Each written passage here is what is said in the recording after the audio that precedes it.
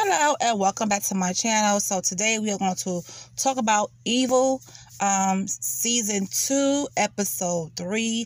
F is for fire. Okay. So the team, well, I'm going to call them the crew. Okay. The crew is called to investigate strange fires that's been occurring in the home of the Castles, an interfaith couple. Now, this couple, Brian, he's the husband and he's Catholic, and the wife, Jane, she is Muslim. Now, I don't know how those two even got together, but hey, they have their own religion, but they have a daughter they adopted. Her name is Matilda.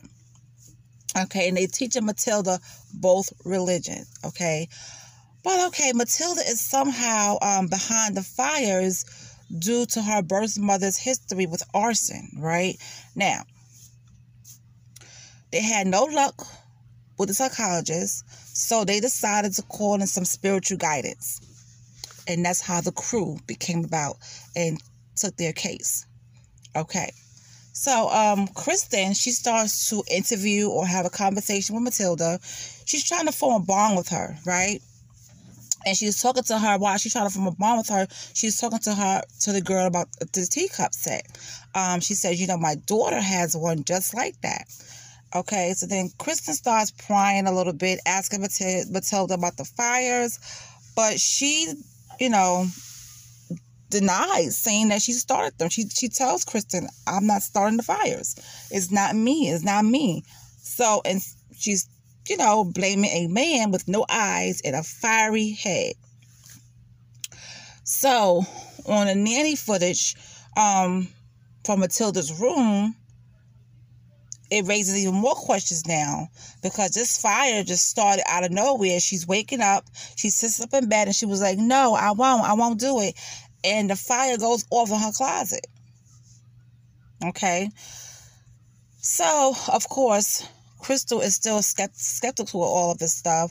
But she is spooked. Okay. And when she went home, she threw out the matching set, the matching teacup set that her daughter had. See, Kristen, I don't know what's going on with Kristen, because sometimes she acts normal, and then other times she doesn't act normal. So I don't know what's going on with Crystal. With Kristen. Okay, so Ben, he goes and he does some research and determines that, you know, Matilda is seeing this thing called a frit. I think it's called a frit. It's an Islamic spirit, or Jinn. Now, the Catholic Church and its binary division between good and evil, Satan and God, Islam takes more, it's a more nuanced, I want to say, approach. So, not all jinns are bad. Okay, as Ben was trying to explain, he was saying that not all jinns are bad, and they can be one thing to one person and another to another person. So that he tried to explain it the best way he could. So I might see a jinn, but the jinn to me might be good, but you might see a jinn and the jinn to you might be bad. So that's what he was trying to explain to them. They also find a chemistry set in Matilda's room, you know, that could like explain the spontaneous combustions of the, you know, on the nanny cam. But the thing about it is, I don't, you know, if that was the case, wouldn't it left some evidence behind? But see, they trying to, like, I guess they trying to denounce everything leading to it being a spirit or whatever the case may be. So I guess their job is to make sure, and so they try to doubt it as much as possible, because they don't want to think that it's something, you know, really, really going on. So I think they're trying to denounce it, but it's not working, because even Kristen saw that man with the head on fire, and so we know it's something real going on.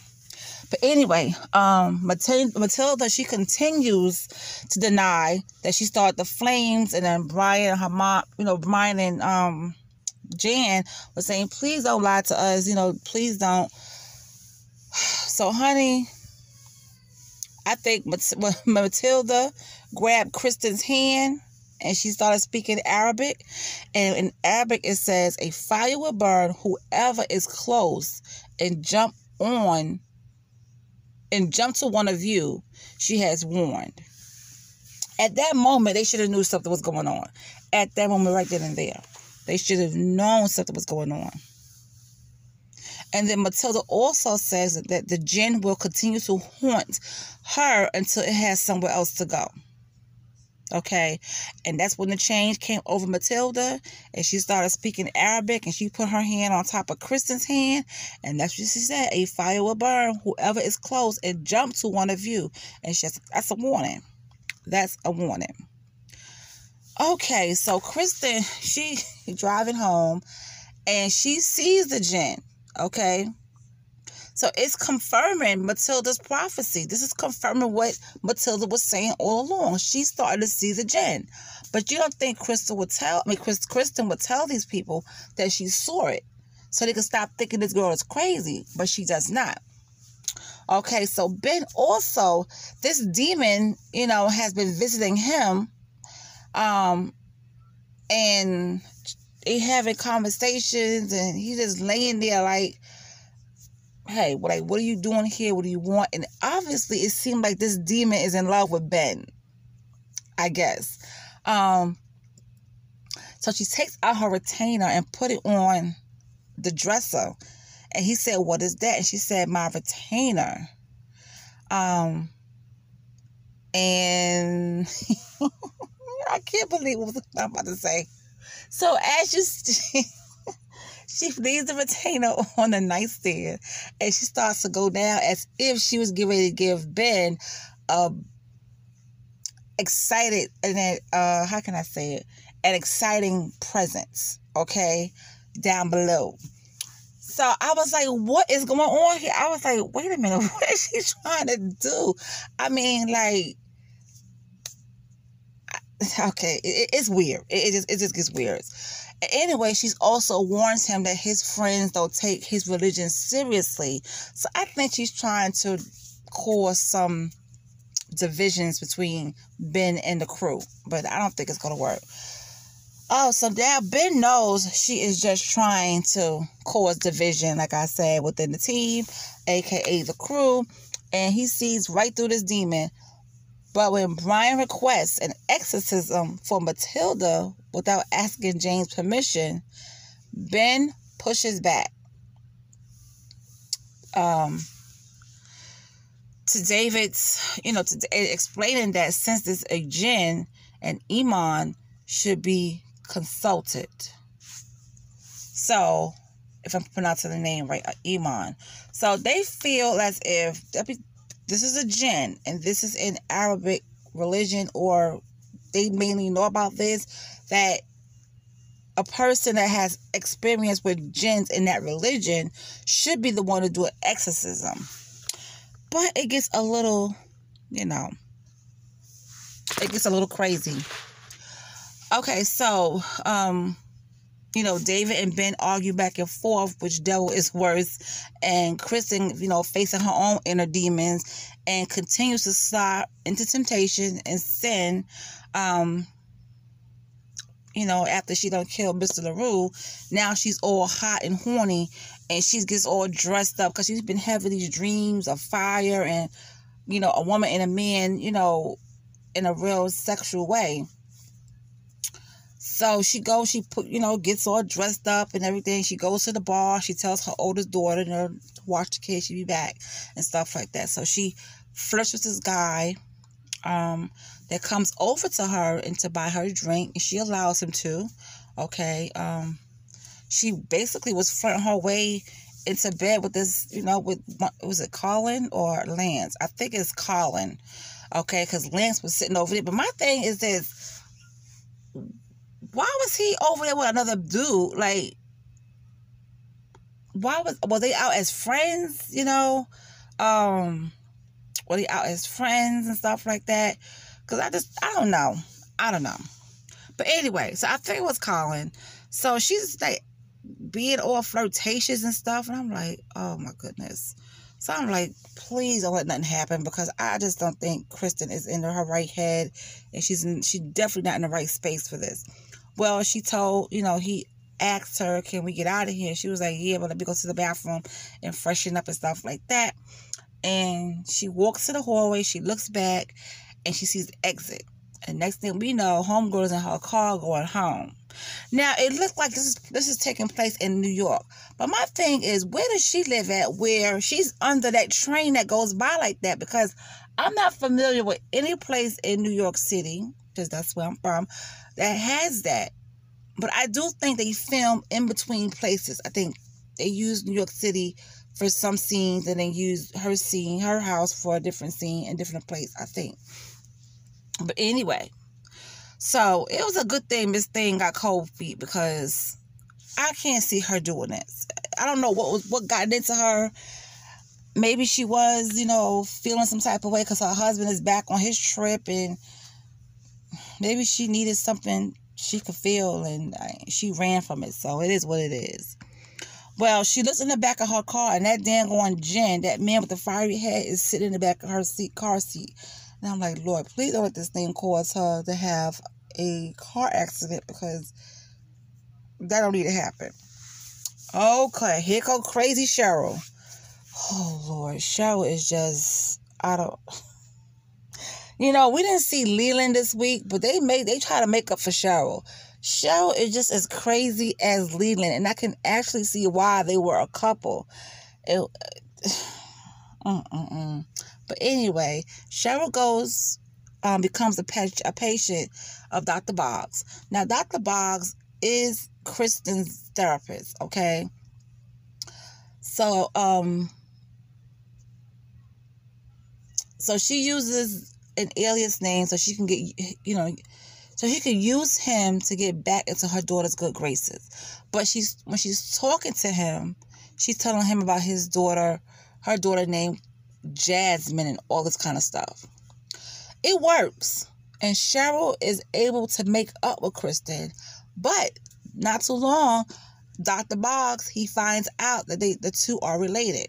Now, however, Cheryl is able to convince him to keep her as his patient for a little while longer, despite, all the ethical questions that is raising. She lied, about who her daughter was and stuff like that, and why she was there. And I feel like she really needs to go see her own therapist and not Kristen's. Then she was on the floor begging him, crying and holding on to his legs, and then Dr. Boggs was so bothered. He was like, what is this? He was very uncomfortable. And I would be too, because she acted like a daggone crazy woman. All right, so David, Ben, and Kristen, the crew, arrives at the castle's home, with a Christian exorcist. But they are surprised to find that Jane's Imam has already arrived and plans to carry out a Muslim exorcism on Matilda. And this is why, boys and girls, it works for some people, but it doesn't work for everybody. When you are married to someone, having a difference of religion can also bump heads. And as you can see, if you watch the show, you will see they did bump heads about that. But anyway, let me carry on. So, the two faith leaders started to get into a disagreement on how to proceed with the, with the exorcism. Now, with the priest arguing that the head of the household called him in and that he can't work within the bounds of Islamic mythology, the Imam fires back, reminding me a part of, what's the name of that movie? When the different religion priests was going at it. What's the name of that movie? It's a Stephen King movie. Needful Things. Reminds me of the two priests, the Baptist priest and the Catholic priest, how they go back and forth bickering with each other. That part reminds me of that. So the Imam fires back, reminding the priest that Catholics conduct exorcism not by invoking the name of Allah, but a man, Jesus. I was like, oh, here we go. But, David's able to get the men to work together, and is there, and there is, to make sure that they can work together and try to give Matilda a proper exorcism. All right, and and there is nothing of either faith that prevents both of them from doing their jobs. So they was there to perform, and that's what they did. Now the two start to begin the exorcism, bringing out the demon Jinn. Matilda looks directly at Kristen, warning her that the Father below will embrace you in his arm. In his warm hellfire. Not his arm, his warm hellfire. And the way Kristen looked, Kristen hauled ass out of she hauled ass out of that room so fast. I was like, oh, okay, look at Kristen. She ran out of that room, causing the psychologist to run out. She was terrified. Kristen was terrified. So she rushed back home to check on her family, only to find the teacup that she threw out earlier is in her daughter's room. Now, how did that get there? We don't know. Kristen does not seem to get the hint and prepares for another late night out, in town. Now, however, after spotting the Jinn in her backyard, Kristen collapses onto her bed. After she took a pill, she's alone, she's crying, and Matilda, while that's happening, Matilda is sitting outside.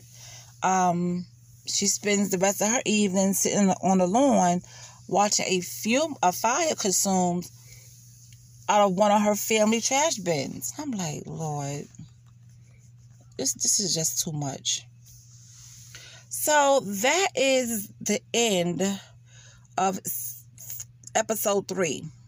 It was pretty interesting. I did enjoy it. Leland was missed.